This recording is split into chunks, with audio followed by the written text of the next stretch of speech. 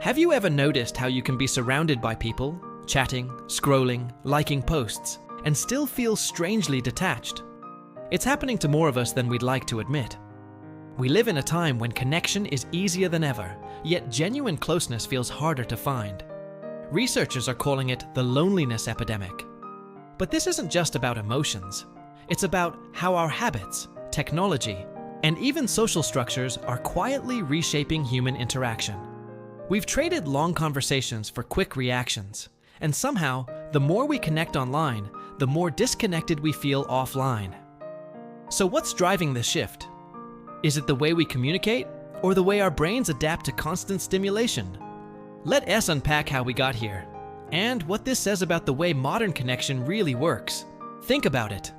A few decades ago, community was built in. It was the neighborhood block party, the weekly bowling league, the casual chats over the garden fence. Life was more local. You knew the shopkeepers by name, you ran into familiar faces at the post office. These weren't necessarily deep, soul-bearing friendships, but they were consistent, low-stakes social interactions. They formed a social fabric, a safety net of casual belonging that constantly reminded you that you were part of something larger. These small connections were the glue of community. Then came the internet and social media. Suddenly, our communities weren't limited by geography. We could connect with people who shared our niche interests, from vintage comic books to experimental baking, all over the world. We could keep up with hundreds, even thousands, of friends at the click of a button. On the surface, it sounded like the ultimate cure for loneliness. It promised a world without social boundaries. But something got lost in translation. The very nature of these digital platforms started to change how we interact. We present a polished highlight reel version of ourselves, and we consume the same from others. The casual chat over the fence was replaced by a carefully crafted post with the perfect filter. Spontaneous get-togethers were replaced by event invites we can silently decline. This curated reality creates a huge gap. We see everyone else's successes, their perfect vacations, their happy relationships, and we compare that to the messy, unedited reality of our own lives. It can breed envy and a sense of inadequacy, making us feel like we're the only ones who don't have it all figured out. This isn't connection, it's comparison. And comparison is the thief of joy and a fast track to feeling isolated.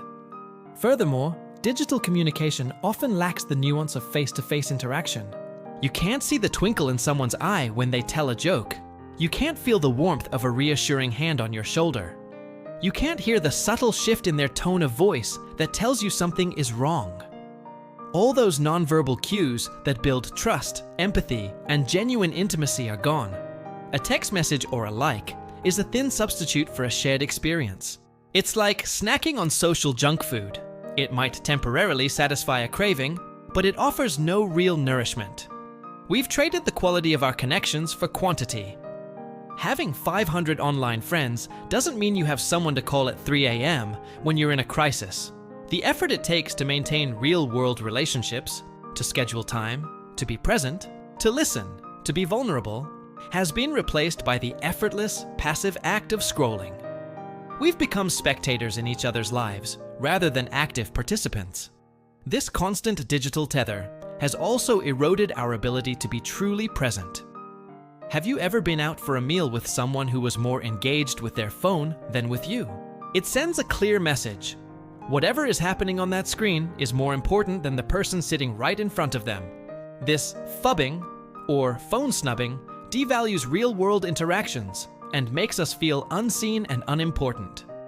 We're physically together, but emotionally we're miles apart. So we're left in this strange middle ground.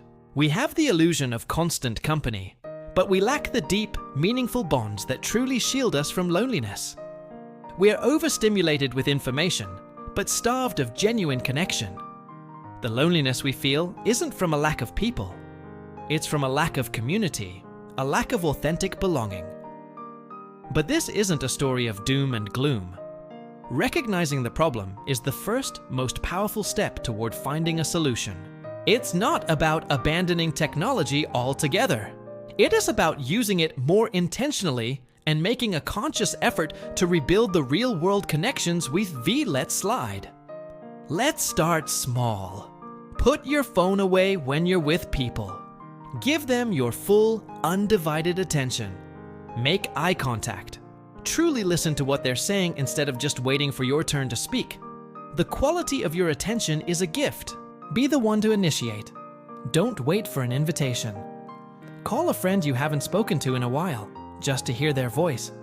Suggest a walk, a coffee, or a simple weeknight dinner. It doesn't have to be a huge event. The goal is consistent, real-world presence. Find a third place.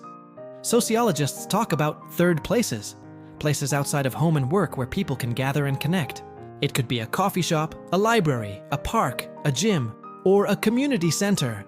Join a book club, a sports team, a choir, or a volunteer group. Find a place where you'll see the same faces regularly. These are the modern-day equivalents of the old neighborhood porch. And most importantly, be open to vulnerability. Real connection happens when we let our guard down and show our true, imperfect selves. It's scary, but it is the only way to move past the superficial and build the kind of trust and intimacy that combats loneliness at its core. The antidote to the loneliness epidemic isn't more followers or more likes, it's courage. The courage to log off and show up. The courage to be present. The courage to reach out and build something real. One conversation. One coffee. One shared moment at a time. It's a journey back to each other. Thank you so much for spending this time with me. If this video resonated with you, please give it a thumbs up and share it with someone who might need to hear it. And don't forget to subscribe for more conversations like this. Let's start building our community, right here, right now. See you in the next one.